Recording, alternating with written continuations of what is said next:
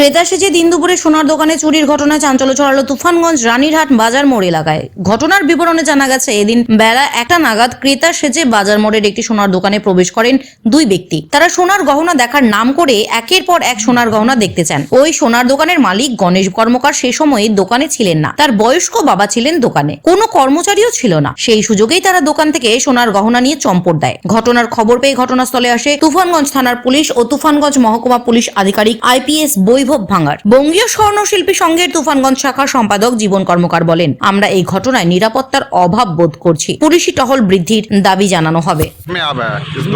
Spot में आए, हमें न्यूज़ मिली थी 1 बजे की यहाँ पर ज्वेलरी थेफ्ट हुआ है। जैसे हमें न्यूज़ मिली, हम 5 मिनट में पुलिस यहाँ पर आ गई थी। हमने उनसे पूछताछ की एंड CCTV फुटेज भी हमने रिकवर की है और हम ट्राई करेंगे कि उनको जल्द से जल्द पकड़ा जाए। यहाँ पर RT वैन मोबाइल की जो फ्रिक्वेंसी है वो भी बढ़ा दी है, हम जल्दी से जल्द उनको पकड़ेंगे। সোনার দোকানে কি ঘটনা ঘটে জানতে পারেন? হ্যাঁ, আমি এই 5 মিনিট আগে দোকানের মালিক আমাকে ফোন করেছিল। দোকানের কাস্টমার সেজে একটা পুরুষ মানুষ এসেছিল, সে দোকান থেকে কিছু সোনার অলংকার উঠিয়ে নিয়ে দোকান থেকে বেরিয়ে গেছে। এটা দোকানে যে সিসি ক্যামেরা আছে, টিভি ফুটেছে, সেটা দেখা গেল। লোকটা গয়নাগুলো নিয়ে ঘরের থেকে বেরিয়ে কাস্টমার সেজে এসেছিল? কাস্টমার সেজে এসেছিল। কতগুলো গয়না নিয়ে গেছে? এখন তো দোকানদার তো সেইভাবে বললেন না, আমি বেশ গয়না, অনেকগুলো গয়না। কয়জন এসেছিল? একদম। দোকানদার তো ছিলেন সেই সময়? দোকানদার তো দোকানেই ছিল। দোকানদার কিংবা দোকানদারকে আসলে ইয়ে করে ফেলছে, মানে ওইটা দেখান, এটা দেখান, এটা দেখান করতে অনেকগুলো গয়না বের যখন হয়ে গেছে, তখন ওই গয়নাগুলো নিয়ে পালিয়ে গেছে। ওটাই ধরতে পারলো না? না, ধরতে পারলো কি হবে, দোকান ধরা তো গিয়ে আছে। উইলিং যে আসলো, খরিদ্দার সাথে বেরিয়ে গেল। পুলিশকে খবর দেওয়া হয়েছে? হ্যাঁ, পুলিশকে খবর দিয়েছে, পুলিশ এসছে। সিসিটিভি ছিল দোকানে? হ্যাঁ, দোকানে CCTV আছে, সেই ফুটেজ আছে, টিভিতে আছে। এখন আপনারা কি চাচ্ছেন? এখন চাচ্ছি একটা চিহ্নিত হোক,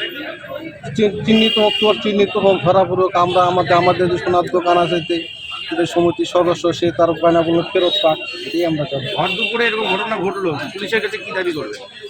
পুলিশের কাছে দাবি করবো, পুলিশের কাছে দাবি এটাই করবো, এটা একটা নির্দিষ্ট একটা বিহিত।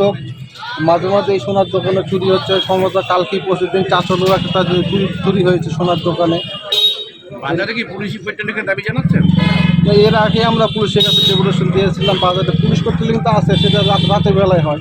দিনের বেলা তেমন কিছু আমরা পুলিশকে দিয়ে কিনা পেট্রোলিং করি। দিনের বেলা দাবি করছেন কি? অবশ্যই আমরা এখন চাচ্ছি, যেহেতু দিনের বেলায় ঘটনা ঘটে গেল, এরপর থেকে যাতে দিনের বেলা পুলিশ পেট্রোলিং করে, তার দাবি আমরা অবশ্যই জানাবো সমিতি। নামটা বলুন। আমার নাম জীবন কর্মকার, বঙ্গীয় স্বর্ণশিল্পী সমিতি তুফানগঞ্জ শাখা সম্পাদক। বাড়ির জন্য 16টা ক্যামেরা লাগাইছি। কয়টা?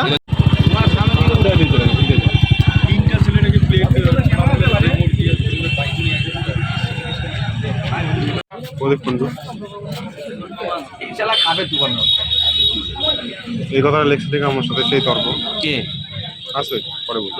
ভালো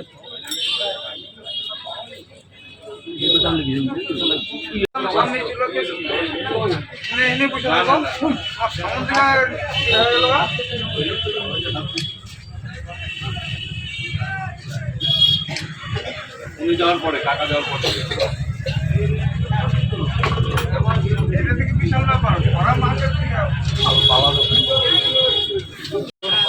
কখনো যে ঘটনাটা এই মহিলা পরে আবার ঢুকে যায়, কাস্টমার নিয়ে গেছে, আবার ওই কাস্টমার নিয়ে গেল, একটা জিনিস নিয়ে গেছে।